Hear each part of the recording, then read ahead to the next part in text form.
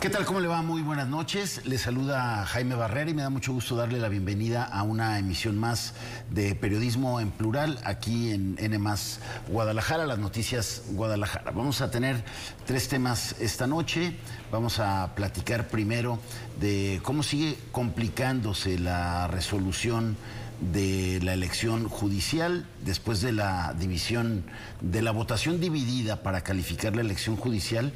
Pues a estas alturas se sigue sin resolver la metodología para dar la validez en la elección de los magistrados de circuito. Ese es uno de los temas. El otro, un tema pues altamente preocupante, los vientos de censura que recorren varios puntos del país y que ya nos tocó aquí en Jalisco vivirlo en carne propia con la agresión y el abuso policial que sufrió nuestro compañero de N+ Guadalajara, nuestros compañeros de N+ Guadalajara que hacían un reportaje en Tequila, cubrían un operativo de la Guardia Nacional para ver qué pasaba en el Museo Nacional del Tequila, que el alcalde, pues por decisión propia, sin consultar con nadie, lo tomó para hacer oficinas.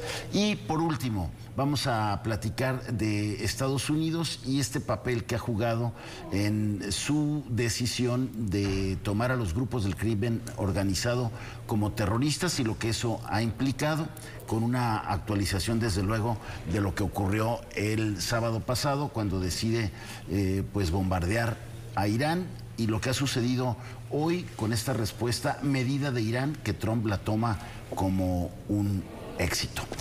Y antes de entrar en materia, saludo a mi compañera Vania de Dios. Vania, qué gusto saludarte. Un gusto, Jaime, bienvenido. No me había tocado coincidir la primera noche contigo, y buenas noches también a quienes nos acompañan, aquí a Guillermo. También buenas noches, Iván. Iván, ¿cómo estás? Muy buenas noches. Hola, Jaime, buenas noches, muy bien. Vania, Guillermo, un gusto estar con ustedes. Iván Arrazola, bienvenido. Guillermo Velasco, ¿cómo estás? Muy buenas noches. Pues muy contento, un lunes más, ya que estamos con temas muy interesantes. Te saludo, Jaime, Vania, Iván. Un gusto coincidir nuevamente. Así es, complicada, Vania, complicado el tema de la elección judicial. Siguen ahí tropezándose en los temas para cerrar ya y terminar de calificar la elección. Lo que parecía que iba a ser un tema más sencillo, que ya se iba a poder zanjar a través del INE, se pospuso nuevamente. Entre otras cosas, primero tenían que revisar que sí se cumpliera con el tema de género en las candidaturas. Y luego, en segundo lugar, también estaba pendiente lo de la calificación, la famosa calificación, que se dan cuenta que entre los requisitos que pusieron los propios legisladores era que se necesitaba tener de calificación 8 en promedio en la licenciatura en Derecho para poder participar como candidato o candidata. Y hubo quienes participaron sin cumplir este requisito. ¿Por qué? Porque la discusión terminó siendo absurdamente que los que pasaban 7.9 pues subía a 8. O sea, desde el punto de vista que se le pueda ver es un absurdo.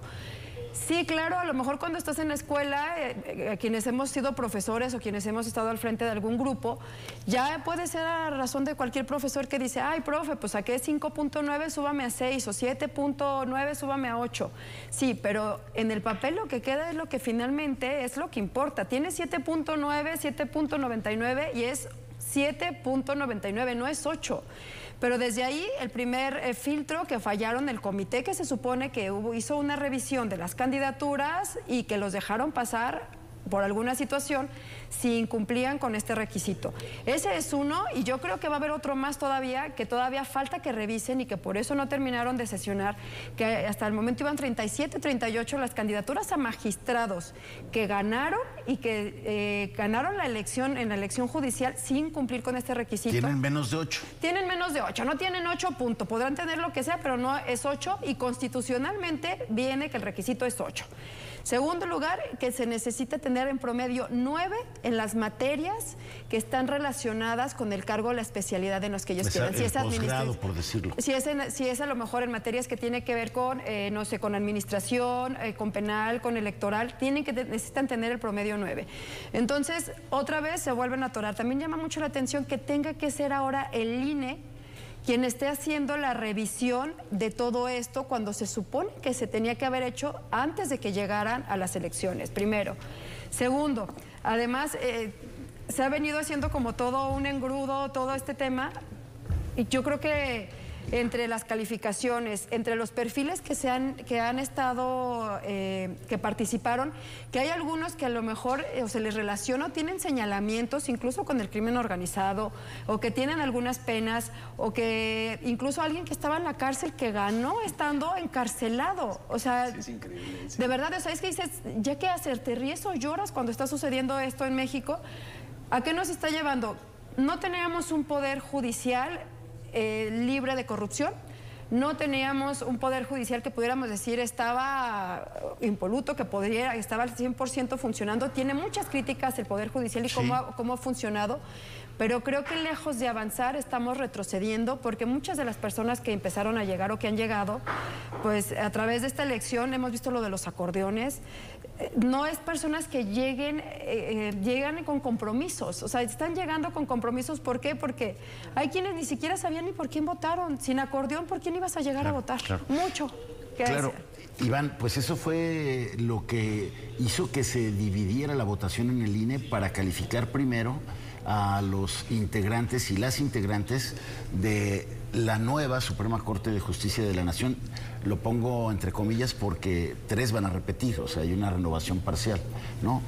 Y 5 votos que decían no podemos validar esta elección por el tema de los acordeones, que fue una clara inducción al voto, que canceló esta exigencia de que sea una votación libre del ciudadano, y 6 que sí avalaron la elección. Desde ahí, pues se siguieron sumando estos cuestionamientos a esta primera elección judicial en la historia de México.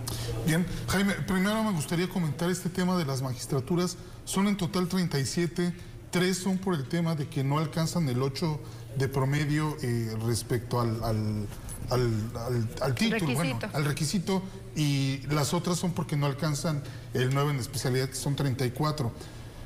Yo me pregunto, hasta este momento, ¿no habría sido más sencillo hacerles un examen donde se pudiera medir objetivamente el conocimiento que tienen cada una de estas personas para el puesto al que aspiraban? En teoría, cada comité, el comité del legislativo, el comité del ejecutivo y el comité del judicial, que se quedó a la mitad, tendrían que haber hecho sus exámenes. Tendrían que haber hecho sus exámenes, pero parece que bastó con una entrevista y la tómbola que pues al final decidió esto, ¿no? Entonces me parece que es algo en lo que se podría trabajar en el futuro si es que así lo deciden las y los legisladores.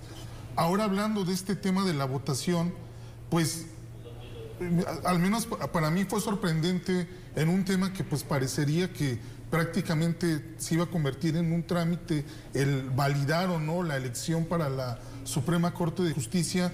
Pues me parece que es uno de los debates más interesantes que se han abierto en los últimos años, pero que iba a quedar como esta elección termina fracturando al INE prácticamente, y como bien comentas, Jaime, lo termina pues partiendo estos 5 consejeros que dicen son tantas las irregularidades que no se puede validar un proceso en el cual en muchas casillas votaron más votantes de los que había en la lista nominal, o de que el 100% votaron por los mismos candidatos, o esta coincidencia las casillas Zapato, creo. Las casillas Zapato, ¿no? El ratón loco. Que en 23% de las personas que triunfaron pues se repetían de forma similar a como venían en los acordeones, y en otros tantos estados al menos un 60% había coincidencias entre 6 de esas candidaturas y quien finalmente ganó. Y por otro lado está la postura, digamos, de los que validan la elección, encabezados por la presidenta del instituto, Guadalupe Tadei, que de entrada dice, a ver, no por unas cuantas casillas que al final se invalidan un poco más de 800, donde se ven estas irregularidades, ¿no? Que era menos del 1%. Y que era menos del 1%. Dicen, no por esto se va a manchar la elección, ¿no? O sea, compañeros, hay que tener esto en cuenta. Pero por otra parte, algunos otros argumentos de esta parte que votó a favor de validar la elección, lo que dijeron es, no tenemos las herramientas jurídicas, la Constitución no nos permite a nosotros invalidar el proceso y va a tener que ser el Tribunal Electoral que decida si este proceso se llevó de acuerdo a pues un proceso, digamos, medianamente legal. Y que podemos adelantar la votación del Tribunal Federal, el Tribunal Electoral del Poder Judicial de la Federación, 3-2 a favor de la elección. No te Tiene bonita No te quepa la menor duda. Mira, a mí me parece todavía más increíble, me voy a la posición de los 6 que sí validaron, porque es cierto que no tienen facultad para anular la elección, pero sí para validar o no validar la elección, que es un término jurídico distinto. Entonces, a mí lo que me parece incomprensible, claro, la narrativa lo aguanta todo. Este mismo INE, hoy cuestionado, dividido, con una lesión muy fuerte de confianza, fue el mismo que validó la sobrerepresentación de cómo queda conformada la Cámara de Diputados. Junto con el Tribunal Electoral. Pero ahí comienza la historia, en realidad, de cómo después se aprueba una reforma judicial en un mayoriteo del régimen y efectivamente la gran concreción es la elección de jueces. Entonces, a ver, lo que tiene en su origen una trampa, desde el principio trampa es, y hoy incluso el acordeón se les complica, porque a ver, ¿el acordeón para qué sirvió? Para decir cómo tenía que votar la gente en un proceso incomprensible como principio. Entonces estaban muy claras las indicaciones, claro, muy complicado, y entonces efectivamente el acordeón oficial era la herramienta clave, Jaime, para el acarreo. Y hasta ahí yo diría, el proceso para ellos es un éxito, porque hay coincidencia total de por quién tienes que votar a como resultó claro. Hoy empiezan a surgir las problemáticas de decir, este no tuvo el puntaje, este es un delincuente. Es decir, el acordeón tuvo sus claros límites. En la argumentación de los consejeros y las consejeras electorales que no validaron la elección de los ministros y las ministras, es justamente eso. Sí, claro. A ver, hay 70% de las boletas con los nombres en el orden que estaban. Por supuesto. A ver, creo que es la prueba fehaciente, lo dijeron de manera contundente los consejeros que no validaron este tema, y además está probado de alguna manera quien científicamente analizó la votación. ¿Qué me parece a mí que es grave en este asunto? La credibilidad del árbitro electoral cara a elecciones futuras. Porque, a ver, el INE, retomando lo que decía Vania, hablando del sistema de justicia, no es que fuera perfecto, tenía cosas mejorables, pero si tú lo ves, era calificado en el mundo por tener un padrón confiable, los ciudadanos contábamos los votos, cosa que no sucede en la elección para jueces, había resultados inmediatos, encuestas de salida. Resulta que ahora volvemos a las viejas prácticas de los tiempos de Bartlett, de los tiempos de alguna manera que gobernación era juez y parte, es decir, urnas embarazadas, votos que no son contados por los ciudadanos. Entonces yo sí veo que hay una regresión muy fuerte que deja un precedente de qué va a pasar con el INE cara a elecciones futuras, pensando en el 27, en el 30, porque a ver, el INE, insisto, con sus imperfecciones, fue la consecuencia de muchas luchas ciudadanas para exigir que fueran los ciudadanos quienes contáramos los votos y demás, y tú revísalo, padrón confiable, elecciones eficaces. Hay quien dice, oye, muy caro, es posible, pero en todo caso era perfectible, y hoy me parece que desde la llegada de Tadei, claro, a ver, la argumentación, insisto, lo aguanta todo, pero pongámonos a ver quién es Tadei, cuáles son sus familiares también en el gobierno federal. Si lo vemos en todo el ecosistema de los nuevos consejeros del INE, por lo menos una buena parte, es decir, 6 de 5, pues me parece que en realidad hay más cercanía con el gobierno de la 4T que con la pretensión de que siga siendo un árbitro equilibrado. Bueno, y ahí hubo un voto que llamó mucho la atención, el de Carla Humphrey. Sí, por supuesto. Que dicen es sumamente crítica, había sido sumamente crítica de la elección judicial, de varios procesos, y finalmente da el voto, para validar. El sexto voto para validar. Y todo el mundo se acordó de su pareja, que quiere ser candidato en Querétaro. Es que, a ver, volvemos al tema. ¿No? Ese sí es el voto sorpresivo, y no tanto, ¿eh? Y no tanto por lo que viene políticamente después, pero en todo caso desconcertante hasta cierto punto. Pero en realidad era predecible lo que iba a pasar con Tadei y los más cercanos al régimen de Morena, para decirlo claramente. A mí me parece que lo que sí es una pena, amén de un proceso que para mí fue una farsa, una manipulación, es que está en juego cara al futuro la credibilidad del árbitro electoral. Y cuando no hay certeza, Jaime, en una elección, pues en realidad me parece que esto contraviene un principio fundamental del proceso electoral, que es la imparcialidad, la observación, la pulcritud, la transparencia. Eso me parece, no digo que no pueda existir a futuro, Pero hoy es cuando ves como un golpe en la línea de flotación al árbitro electoral. Y eso es en una escala. En una escala. A ver, si no hay una reforma judicial en lo sucesivo antes del 27, lo que tiene que pasar es que desde la sociedad civil y desde las universidades, pues también le entren al acordeón, ¿no?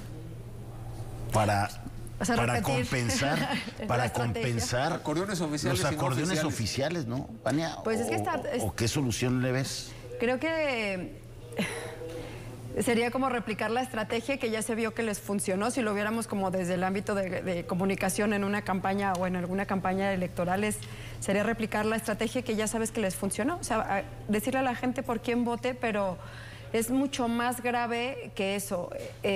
Sí, decía, en una escala está el INE, la credibilidad que tiene, pero también si lo vemos, estamos hablando de que el Poder Judicial era el último eslabón que daba cierta certeza jurídica a nuestro país, que te permitía saber o por lo menos entender un poco cómo estaba funcionando, y ahora es que sigue en los siguientes años, cuando haya personas que están en ciertos espacios que son juzgadores, sin carrera judicial o sin la preparación, o que llegaron por padrinazgos políticos, o que llegaron por estos acordeones, que no es otra cosa más que llegar por alguien te apadrinó políticamente y dijeron que tenías que votar por ti, y por eso van a estar también ahí. Me parece sumamente grave, sobre todo cuando se empieza a ver en el tema inmediato de ciertos juicios que las personas vayan viendo al día, van a decir qué pasó, o sea, en qué momento no íbamos a mejorar en lugar de ir hacia atrás. Así es, va a ser empobrece la democracia. En base a resultados lo que venga. A maquinarias. Y lo que decíamos hace unas semanas, hoy no va a haber pretexto, y toda la responsabilidad de la ineficacia o la no eficacia del Poder Judicial será responsabilidad de la 4T. Pues a ver, ellos lo montaron, es una ruta que ellos trazaron, particularmente el expresidente López Obrador, pero además lo más grave de todo, Jaime, es que es un mero trámite. Aquí seguimos analizando como si fuera elección, lo que fue un montaje para validar una maniobra ya concretada previamente. Y el acordeón en realidad fue el instrumento para que llegaran a las posiciones clave los que Morena había decidido. Esa es la realidad. Pero siempre existe el pasado para echarle la culpa. Entonces, todos los errores que tenga este nuevo Poder Judicial, pues van a ser culpa de Norma Piña, van a ser culpa de todos. Encontramos una corte deshecha. Sí. Así es. Exacto, entonces, por los próximos 100 años. No tiene remedio, ¿no? Bueno, pues ese es el gran reto que tenemos como país. Y primero, bueno, que terminen de calificar los magistrados de circuito, falta revisar también a los jueces de distrito, terminar la elección, que se instalen en septiembre.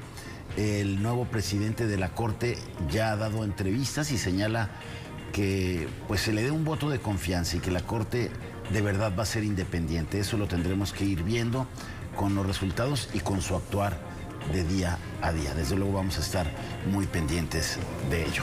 Tenemos que ir a nuestra primera pausa. Es breve, quédese con nosotros. Regresamos con este tema también sumamente preocupante de estos vientos de censura que están recorriendo nuevamente en distintos puntos del país, en Puebla, en Veracruz, en Tamaulipas y aquí en Jalisco, donde también la semana pasada pues sufrimos la agresión a uno de nuestros compañeros, a un par de compañeros, a un camarógrafo, a un reportero que estaban cumpliendo con su trabajo en el municipio de Tequila. Con ese tema volvemos, quédese con nosotros.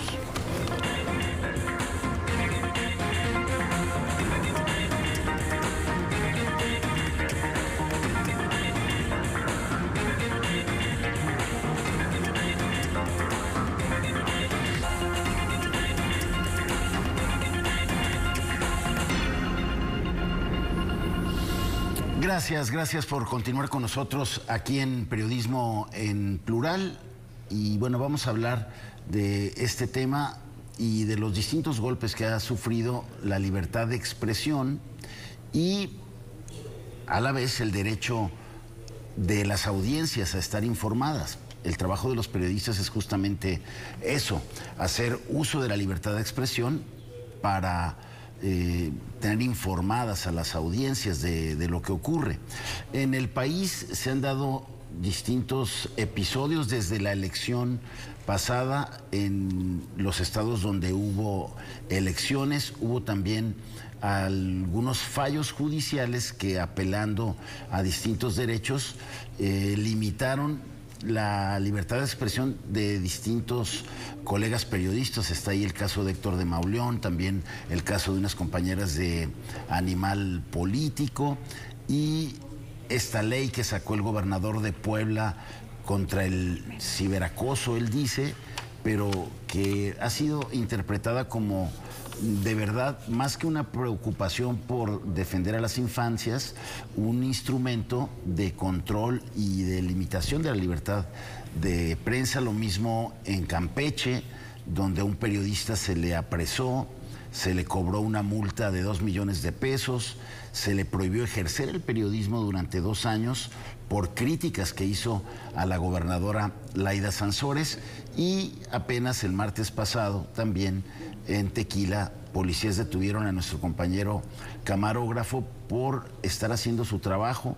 A otro compañero reportero le quitaron el teléfono e hicieron que borrara las fotografías que habían tomado de un operativo que hacía la Guardia Nacional allí en el municipio de Tequila por este cambio arbitrario de vocación en el Museo Nacional de Tequila, que pasó de ser justamente un espacio cultural a oficinas del Ayuntamiento de Tequila, este ayuntamiento que es presidido por el morenista Diego Rivera. Aires de censura. Yo creo que indiscutibles, sí los hay, Jaime. Me parece que has hecho un recuento muy ágil de estos aires de censura. Yo comenzaría con una reflexión muy breve de lo que decía quien para mí ha sido uno de los politólogos a nivel global más notables, Robert Dahl. Cuando hablaba de cómo se configuran las democracias en el mundo, decía que una democracia tiene 2 pilares sin los cuales no puede ser. Uno es la libertad de participar y el otro es la libertad de expresión. Cuando se vulnera la libertad de expresión de comunicadores y de la gente, porque aquí el tema no nada más son los periodistas, que ya es suyo, es grave. ¿Cómo se vulnera el derecho? ¿Cómo se vulnera ese derecho? Evidentemente no puede haber democracia. Y no nos podemos acostumbrar a que esto vaya sucediendo de poco a poco, aunque se le dé el eufemismo de evitemos el ciberacoso, respetemos al político, respetemos a la gente. No, señor. Aquí es importante la libertad de expresión, a ver, clara, contundente, firme. Entonces, sumaría los casos que referías, el de esta ama de casa en Sonora, que en realidad ella critica el nepotismo y señala que el presidente del Congreso, un morenista, impuso a su esposa del Partido del Trabajo. Y ella dice, esto es nepotismo. A esta mujer, que es una ama de casa, opinando en redes sociales, se le van encima, la multan y además la citan a que tiene que estar haciendo declaraciones y demás ante la justicia. Yo me voy a pensar, las personas que nos escuchan esta noche, seguramente todos tienen redes sociales y opinan sobre temas sociales, políticos, económicos, y es lo propio en el mundo de las redes sociales. Claro. El mensaje que manda decir, te tienes que ir con cuidado a quién criticas y con quién te metes. Sumaría también el tema de Noroña, que es muy vergonzoso. A ver, Noroña lo increpan en un aeropuerto, el senador Noroña, el elegante senador Noroña, bueno, en un aeropuerto lo increpan.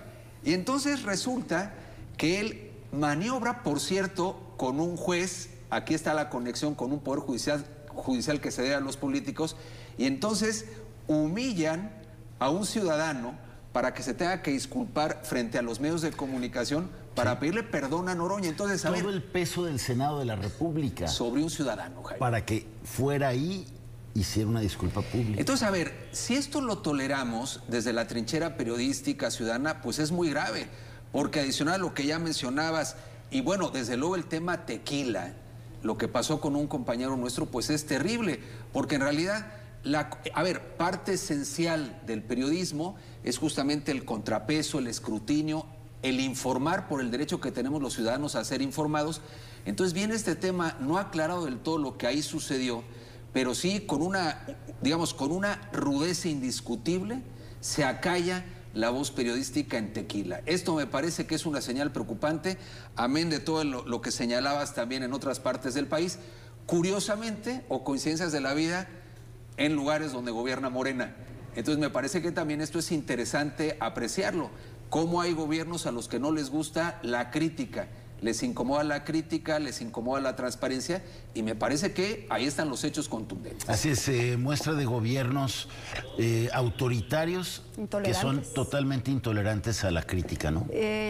Totalmente. Me parece que todos coincidimos la importancia que necesita cualquier gobierno tener contrapesos. El periodismo es un contrapeso básico y esencial. ¿Por qué? Por la rendición de cuentas y la fiscalización. Todos los gobiernos tienen la obligación de rendir cuentas de lo que están haciendo, no solamente de decir qué hicieron, sino por qué lo hicieron, en qué se gastó el dinero, cuáles son las decisiones que están tomando.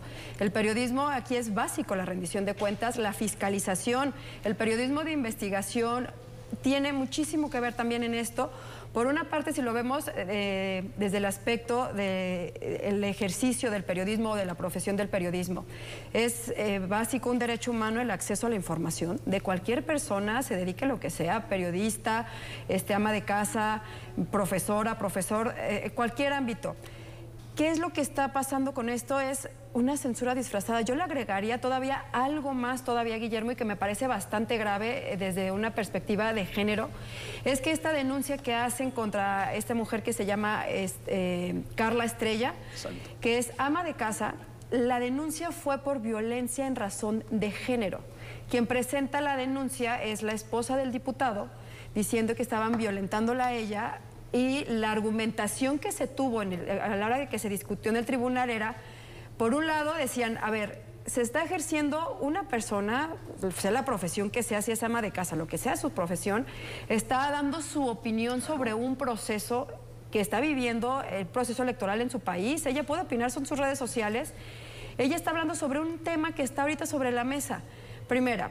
Segunda, la otra versión. Decían, sí, pero hay algo que se ha venido arrastrando durante años y que es cuando eres pareja de algún político o de alguien, se atribuye a que tú llegas a ciertos espacios por ser esposa de, que es muy común, sí, pero el tuit de ella, y lo cito textual porque me parece súper importante, dice, así estará el berrinche del diputado, su nombre es Sergio Gutiérrez Luna, para que incluyeran a su esposa, que tuvieron que desmadrar las fórmulas para darle una candidatura, 0 pruebas, 0 dudas.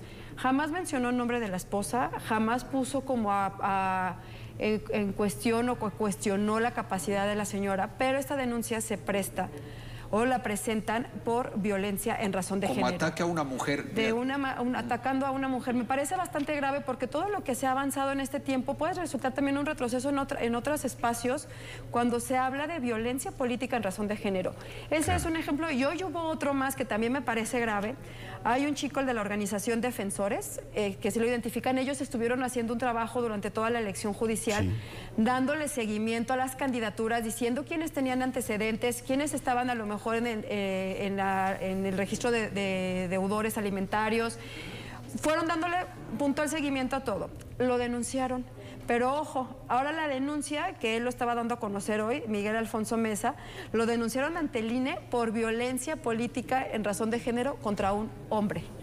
Sí, o sea... No, está de locos, francamente. Pero además le dio entrada en línea a esto, lo están turnando, porque ellos estaban refiriéndose a alguien a un candidato en la elección judicial que tenía al parecer más de 30 señalamientos por acoso, que además también tenía antecedentes porque habían atropellado al parecer a un motociclista. Entonces va y lo denuncia en razón, y les voy a leer la argumentación que dices, otra vez, o sea, nuevamente el tema de razón de género es colgarse en un tema tan delicado y que tanto trabajo le ha costado a colectivos, a mujeres, poder llevarlo sobre la mesa para hacer, significa un retroceso. Dice Luis Castañeda Palacios, que fue quien denunció, dice, la violencia política contra los hombres, aunque menos visible que la violencia política contra las mujeres, sí existe y puede manifestarse en diversas formas. Es la argumentación que está dando para poder denunciar violencia política en razón de género contra hombres. Me parece ya que estamos llegando al límite de lo descabellado. Sí, sí. Y que muchas veces también puede utilizarse la violencia política en razón de género como un arma para censurar. Así es. Y a eso voy contigo, Iván. Lo que plantea Vania es como un acoso judicial para censurar y para atacar también la libertad de expresión con el pretexto de preservar estos derechos, de preservar los derechos que castigan la violencia contra la mujer, en fin. se están utilizando, se le está dando una interpretación que en realidad lo que va detrás es un acoso judicial para censurar.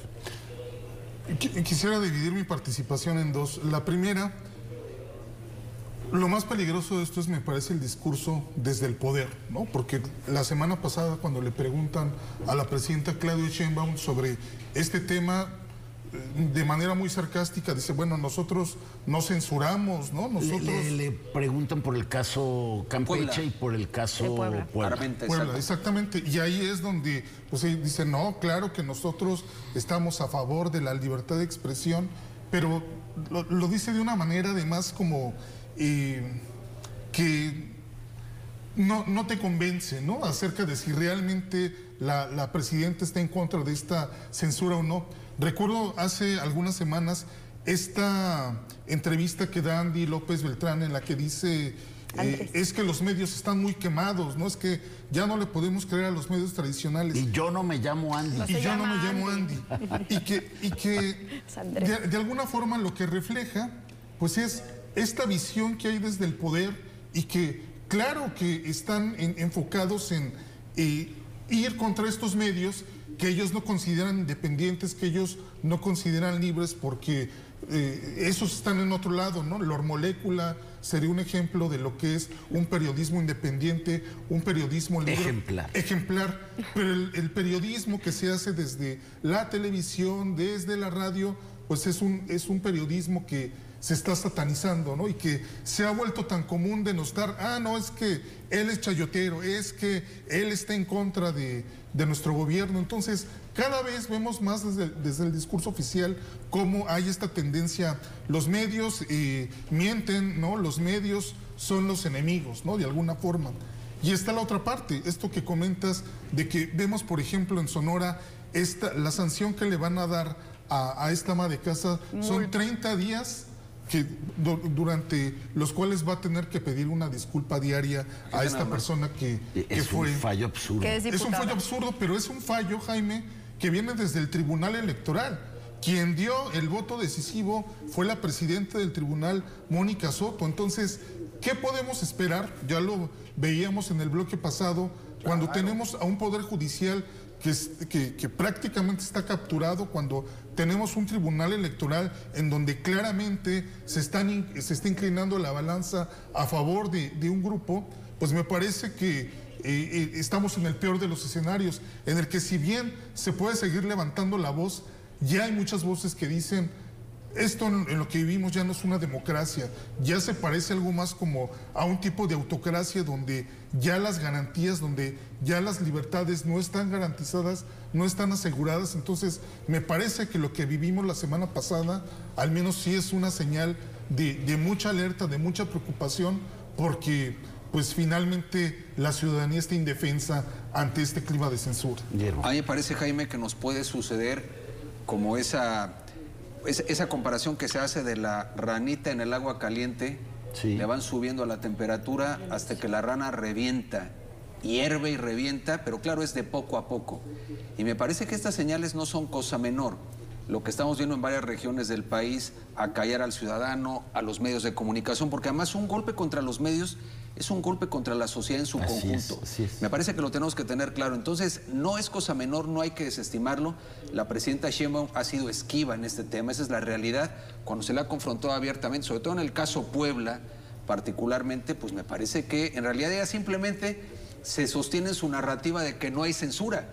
Pero es que lo que cuentan son los hechos, no la narrativa oficial ni la propaganda, sino los mensajes claros que estamos viendo para acallar a los periodistas en este país. Entonces me parece que no es una buena señal, y creo que la voz de la sociedad tendría que ser alzarse, denunciar permanentemente, porque, insisto, hacer de esto parte del paisaje. A ver, ¿qué va constituyendo a las autocracias, a los regímenes autoritarios, claro, a las dictaduras? Justamente no poder hablar. Esa es la realidad. La desaparición de una prensa incómoda, de una prensa crítica, de una prensa que hace contrapeso. Lo decía muy bien Vani, a ver, parte inherente a la labor periodística, luego a los políticos no les gusta, pero es justamente el contrapeso, el escrutinio, el ser un contrapeso respecto al poder, es una parte, digamos, esencial de los comunicadores. No quiere decir que no haya quien se sobrepase, que no haga bien su chamba. Esa es otra historia. Por supuesto que no. Pero ahí las audiencias son las que deben de castigar. Sin duda, ¿no? Sin duda. Y hoy los ciudadanos son inteligentes, son informados, críticos, y quien se excede desde el micrófono, pues también tiene un castigo, pero en la audiencia. No debe de ser desde el poder, creo yo. Ahora, también hay, perdóname, Vani, adelante. No, iba a decir que además, como bien lo dices, Guillermo, si a esto le agregamos el tema de transparencia y cómo ya va a empezar a operar como juez y parte del gobierno en temas de transparencia, no solamente a nivel federal, sino en los estados. O sea, ¿en qué momento se viene a tener ya sesgos de información? ¿En qué momento se va a poder exigir a la autoridad que rinda cuentas? ¿En qué momento se va a poder fiscalizar y cómo vas a fiscalizar? Si tú como cualquier ciudadano, no solamente como los periodistas, insisto, que publiques un tuit como esta señora, donde estés cuestionando algo, porque o donde estés a lo mejor intuyendo o señalando que puede haber un caso de nepotismo, que ya no puedas hacer ni siquiera ningún señalamiento porque vas a tener una sanción. O sea, esta mujer habla, dice, yo subí un tuit, después me llegan de línea los 3 días y se fueron y le tocaron a la puerta de su casa. Claro. Y le dijeron, Igual le aquí llegó está a la Héctor de denuncia. Mauleón Claro, en 3 días, dice, una celeridad impresionante. Entonces la señora dice, yo sin abogado, sin saber, dice, pues si el problema era el tuit, pues lo borró, no pasa nada. Claro, pues todavía siguió el proceso. Le ayudaron ciertos organismos, pero imagínense a alguien, no sé, puede ser a lo mejor una hermana, una mamá, una tía, alguien más que pone un tuit y que además tenga que invertir dinero, tiempo y el desgaste que te puede llevar más de un año, llevar un juicio por un tuit que tú emitiste. Y que además la sanción es una multa, 30 días pidiendo disculpas en tus redes sociales y además estar inscrita 18 meses en el registro del INE. Sí, y te ponen en peligro, Jaime, además, claro. Adicional, te exhiben, te etiquetan. Son penalidades que buscan intimidar al resto. Claro. ¿No? Si lo vuelves a hacer o vuelves a criticar de más, te va a pasar esto, ¿no? En fin, Iván, decía Guillermo, la presidenta no ha abordado el tema como debería de ser en el caso de Puebla y de Campeche. Pero por lo menos ya desde el púlpito presidencial y desde la mañanera no hay, como hubo en el sexenio pasado, esta confrontación casi a diario con los medios críticos o con los que no iban y avalaban todo lo del gobierno de la 4T, ¿no? Yo creo, Jaime, que es un poco más sutil, ¿no? O sea, son como tantos frentes también que vemos en los diferentes estados que se van abriendo, que digamos los villanos favoritos de siempre, no sé, como un Loret de Mola, pues sí, ahí están y se mantiene la polémica.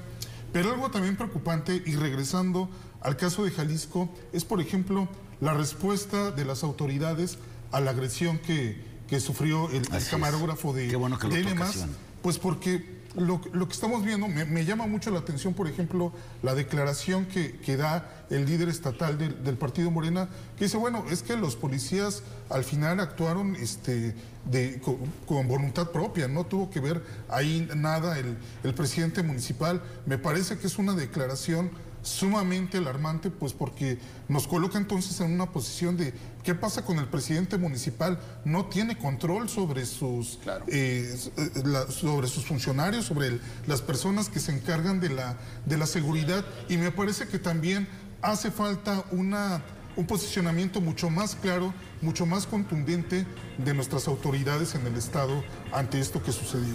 Y también muy tibia la respuesta del alcalde Diego Rivera, ¿no? A mí me parece que tibia, por decirlo menos. Ante un tema así, en realidad es ponerse de lado, en automático negar todo, ¿no? Evidentemente decir no tuvimos nada que ver en el asunto, pero la realidad está en que ahí está lo que todos vimos, ¿no? Ese ejercicio verdaderamente prepotente. Totalmente. En fin, yo creo que es un tema que se tendrá que investigar con detenimiento. Así es, ahí ya está corriendo una denuncia en la Delegación Estatal de la Fiscalía General de la República. Desde luego queremos que llegue hasta sus últimas consecuencias y se deslinden las responsabilidades de quienes hicieron este atropello contra nuestros compañeros y quién fue quien les ordenó hacerlo. Desde luego vamos a estar pendientes de ello. Es momento de hacer una nueva pausa, es breve, quédese con nosotros, regresamos.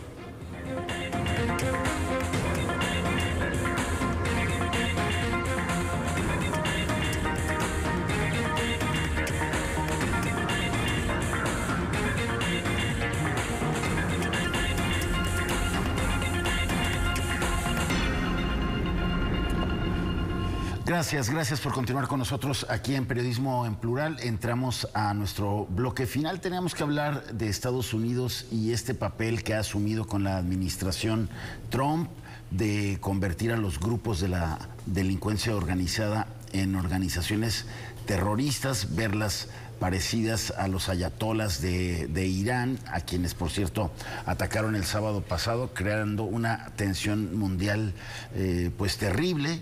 De eso también vamos a platicar, vamos a tratar de embonar los dos temas. Iván, ¿cómo la ves? Pues es un tema, Jaime, en el que, pues de alguna forma Estados Unidos nos sigue siendo una buena parte de la tarea, ¿no? Y mucho de la investigación que no se hace en México, pues lo tienen que hacer desde Estados Unidos. Primero nos enteramos de afuera lo que hacen los grupos de la delincuencia organizada aquí, ya después de que les congelaron las cuentas, los bienes, y rebasan a las autoridades locales en temas tan actuales como el asesinato en vivo de este influencer.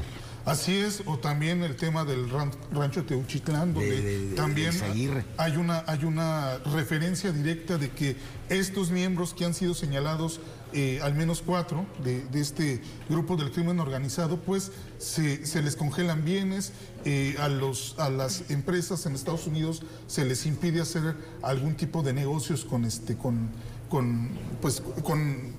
empresas, ¿no?, ligadas de alguna forma a estos personajes, y me parece que también pues pone sobre la mesa toda esta cuestión de alguna forma tratar de una vez por todas debilitar a estos grupos pues desde la base, ¿no?, que son de los recursos que reciben. Y hay aspectos muy interesantes, como que, por ejemplo, se señala que una de estas personas pues está directamente vinculada con todo el trabajo que se hace en Colima, en el puerto de Manzanillo, donde pues se reciben todos estos productos pues para poder elaborar drogas, los temas relacionados también con cómo se recluta, cómo se trabaja con estas personas en estos campos de entrenamiento, y pues también todo este trabajo, por ejemplo, que señalas del influencer. Es decir, tienen un mapeo mucho más claro y mucho más detallado de todo lo que hacen estos grupos que lo que hacen las agencias de nuestro país. Entonces, en ese sentido, me parece que si bien pues esto de alguna forma pone el mapa sobre la mesa, pues también habrá que ver cuál es la reacción que tenemos desde México acerca de cómo seguir debilitando a estos grupos, ¿no? Que si algo es claro es que tienen un control territorial importante sobre lo que pasa. Así es, van a fiscalías en apuros, ¿no? Porque sí, cuando se hace este anuncio de parte del Departamento del Tesoro de Estados Unidos, tenían información de estos casos que decía Iván, ¿no? Del caso del influencer, del asesinato del influencer, del caso del rancho Izaguirre, del huachicol fiscal, de esta importación ilegal de hidrocarburos de Estados Unidos, el caso también de Teuchitlán, entre otros. Entre muchos otros. Y me coincido en que están haciéndole el trabajo a México en temas de investigación. Creo que están saliendo a dar la cara y están empezando a dar nombres y cosas que a lo mejor no hemos visto hasta ahora, que lo hagan directamente aquí en México. Va a ser importante ver cómo van a reaccionar o cuál va a ser el papel que van a tener dentro de estas investigaciones, porque recordemos que hay personajes, o se han empezado a nombrar personajes, incluso se hablaba de una lista en donde había varios políticos y políticas que están señalando, y empezaron con lo de las visas. Poco a poco yo creo que van a ir sacando a cuentagotas las listas y van a ir viendo, dependiendo de alguna estrategia, supongo, que deben de tener ellos para ir sacando los nombres. Va a ser fundamental el papel que va a tener el gobierno de México, los señalamientos o los posicionamientos que pueda hacer, que hasta ahora no ha habido ninguno. Han estado como a la expectativa de lo que vaya diciendo Estados Unidos y que vaya marcando la pauta. Pero va muy acorde a lo que dijo desde un principio en su discurso Donald Trump, que iban a clasificarlos como grupos terroristas. Lo están haciendo tal cual. Me parece que en las siguientes semanas va a estar a lo mejor un poco en segundo término con todo lo que está pasando en Medio Oriente. Este tema, el tema de inmigración y otros más, van a quedar probablemente no en pausa, pero sí un poco con menos reflectores o menos luces encima mientras se resuelve todo el tema de Medio Oriente y mientras se va viendo qué es lo que sigue y el papel también que va teniendo México y las repercusiones que puede tener para nosotros, que somos el principal aliado comercial de Estados Unidos y que además por la cercanía y territorialmente pues estamos prácticamente al lado. Ahora, el hecho de que desde fuera vengan los señalamientos, vengan estas acciones de embargo, cuando se empiece a juzgar a estos grupos del crimen organizado, Guillermo, ya como organizaciones terroristas, pues llevan implícito también este reclamo de la administración Trump al gobierno de México por los pocos resultados en materia de combate al narcotráfico, ¿no? Que además son completamente justificados esos reclamos por pocos resultados. Cuando hablamos aquí del mapeo que hay, es posible que el mapeo también exista aquí. El problema es qué haces con ese mapeo, lo puedes dejar pasar. Yo creo que efectivamente, nos guste o no, Trump o el gobierno que él encabeza ha venido a representar hoy por hoy la guerra más eficaz contra los cárteles en México. Esa es la realidad, porque además les han pegado en la línea de flotación o comienzan a pegarles. Cuando tú desmantelas a la delincuencia tocando la línea del dinero, porque ¿qué pasa con ese tema? Bajo esa declaratoria que refieres, Vania, de que son declarados grupos terroristas, en realidad le pegan a sus diferentes empresas, a quienes hagan negocio con ellos aquí o en Estados Unidos. Es decir, ¿qué está haciendo Trump? Desmantelando de poco a poco el ecosistema criminal de estos grupos que habían sido por años intocables en México, y por tanto viene ese justo reclamo que en realidad está presionando al gobierno de Sheinbaum. De poco a poco hay personas que han ido allá, también con el temor que significa que allá canten o hablen de más. Esa es una realidad. Y además que hay una continuidad, Guillermo, porque fue Biden el que hizo toda esta operación, o fue en su administración, en la que raptan a el Mayo Zambada, que había sido intocable y nunca había estado en la cárcel en México. Sí, por supuesto. A ver, hay acciones que son contundentes, eso hay que reconocerlo. Que ellos están cuidando también sus propios intereses, es cierto. Que allá no se detiene a ningún narcotraficante, también es cierto. Que son el mercado de más consumo, también es cierto. Pero efectivamente el tema del fentanilo se les convirtió ya en un tema de salud pública impresionante y por tanto les está afectando de manera grave. Y además han quedado exhibidas las mentiras del lado mexicano. A ver, aquí la aseveración desde tiempo de López Obrador es que aquí no había fentanilo. Cuando empiezas a ver un poco lo que se desmantela, efectivamente el tráfico de insumos de China, pero la fabricación en México, pues evidentemente es muy importante ese negocio en la diversificación, me refiero al fentanilo, en la diversificación de los cárteles mexicanos. Así que efectivamente lo que estamos viendo me parece que es una acción contundente que además yo diría recién comienza, porque efectivamente ese desmantelamiento creo que va a ir a más y va a ir metiéndole una presión brutal a Sheinbaum, porque por medio están los aranceles. Es decir, aprietan con el tema de los cárteles de la droga para también tener, digamos, aquel garrote arancelario, ¿no? Así está el tema. Me gustaría hacer una ronda final de cierre con pues la noticia del fin de semana, ¿no?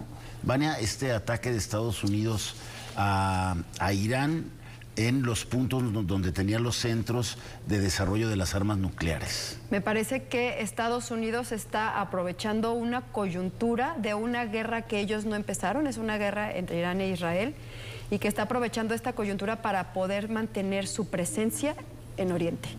Que para él, bajo el argumento de que está bombardeando o que se bombardeó un espacio por la presencia de uranio o en espacios donde se desarrollan armas nucleares, recordemos que para Estados Unidos es estratégico poder tener todo el arsenal que tiene, los militares que tiene también en toda esta zona de Oriente, porque es la conexión entre Occidente y Oriente. Me parece que la coyuntura la está aprovechando Donald Trump para poder tener presencia y que vamos a ver cómo pueden reaccionar en las siguientes semanas. Eso por una parte. Por la otra, me parece desdenable que dentro de todo esto que está sucediendo hay otra parte que son mujeres, niños, ancianos, que son familias que están perdiendo su casa, que han perdido todo lo que tienen, que han perdido a sus seres queridos, que les han arrebatado literalmente la dignidad humanitaria y que están viviendo lo peor de la pesadilla que podría haber, que eso no se debe de dejar de lado. Ese es el drama, sin duda, Iván, pero se cumple uno de los escenarios, que no iba a haber mayor intervención de China y Rusia, afortunadamente, y que Irán iba a responder, pues, moderadamente al ataque de Estados Unidos. A juzgar por lo que hoy dice Donald Trump, ese escenario se cumplió. A ver, me parece, coincido con Vania, que ha aprovechado muy bien el escenario Donald Trump. Un poco de contexto, el día viernes se reúnen en Ginebra con Irán, Reino Unido, Alemania y Francia, tratando de encontrar alguna solución para todo el tema de las armas nucleares. Dice Irán, de ninguna manera yo voy a aceptar disminuir los arsenales que tengo sin recibir nada a cambio. Estos ataques que se dan el fin de semana, pues Donald Trump, además aprovechando como toda esta coyuntura electoral y que él había prometido en campaña, yo no me voy a meter en ninguna guerra, yo no voy a abrir ningún frente en el exterior, fue muy enfático cuando informó sobre el ataque de que nuestros aviones salieron de Wisconsin, llegaron a Irán, atacaron y regresaron inmediatamente. No hay ninguna invasión, no hay nada más que eso. Y de alguna forma me parece que Estados Unidos, al menos por lo que dicen estas primeras señales, parece que le salió bien la jugada en el sentido de que Irán ya en estas condiciones se tiene que sentar a la mesa con Estados Unidos y negociar un acuerdo para empezar a desarmar, si es que todavía queda algo de esas municiones nucleares, y pues eso es una victoria importante, me parece, para Donald Trump en este momento. Ya le llaman la guerra de los 12 días, Guillermo. A ver, yo creo que aprovechó bien la coyuntura. El riesgo del enriquecimiento de uranio para todo el mundo sí es muy grave. Es decir, toda guerra es desesperanzadora y es lamentable, pero a final de cuentas hay oportunidades que aprovechar y hay males menores en el tema de la guerra. A mí me parece que si lo que Trump está diciendo hoy ya en que se ufana, que esto ya se arregló y que en los dos bandos, digamos, hasta ahí se llegó, en ese nivel de escalada de la violencia, habrá salido muy bien la jugada.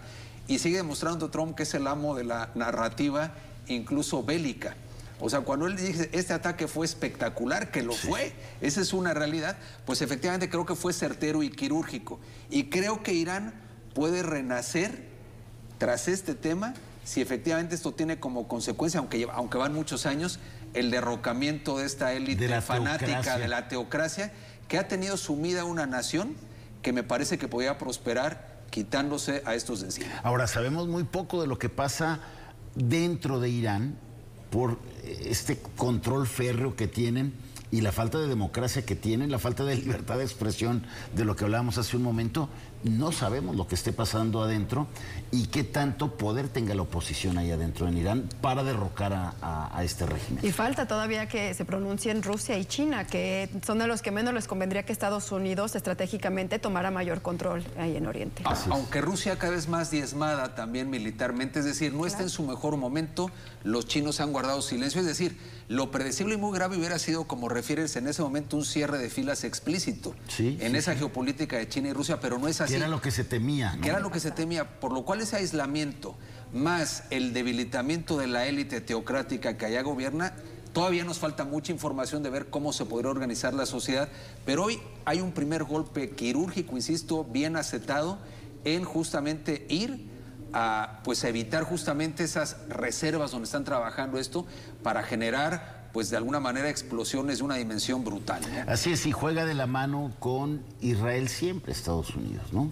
Y sirve este ataque en apoyo también a Israel porque se ataca a Irán, que es el principal financiador de estos grupos terroristas que atacaban indirectamente a Israel, Hezbollah, Hamas, en fin, ¿no? De hecho, cuando comienzan estos ataques el 13 de junio, lo que Israel detecta es que Irán no tenía como este potencial como para poder responder un ataque, y entonces en esta coyuntura se sube Estados Unidos, dice, este es el momento para... Y esto además lo inició Donald Trump en el 2016 cuando rompió precisamente un acuerdo que tenía Barack Obama para ir desarmando poco a poco Irán. Entonces se sube Estados Unidos y pues lo aprovecha de manera pues muy eficiente, ¿no? Bueno, pues para bien del mundo, ojalá que de verdad pare ahí de escalar el conflicto allá en Medio Oriente, se sienten a negociar y se ponga fin a este conflicto bélico que inició entre Israel, cuando Israel bombardea a Irán y todas las respuestas que hace Irán, incluido después del sábado de este ataque de Estados Unidos, un ataque de Irán a una de las bases militares más importantes de Estados Unidos que tiene en aquella zona. Se nos ha acabado el tiempo. Gracias, Vania. Gracias, buenas Gracias, noches. Iván. Gracias, muy buenas noches. Pero sobre todo, gracias a ustedes por habernos acompañado. Que tengan una excelente semana y nos vemos aquí nuevamente el próximo lunes. Pásenla muy bien.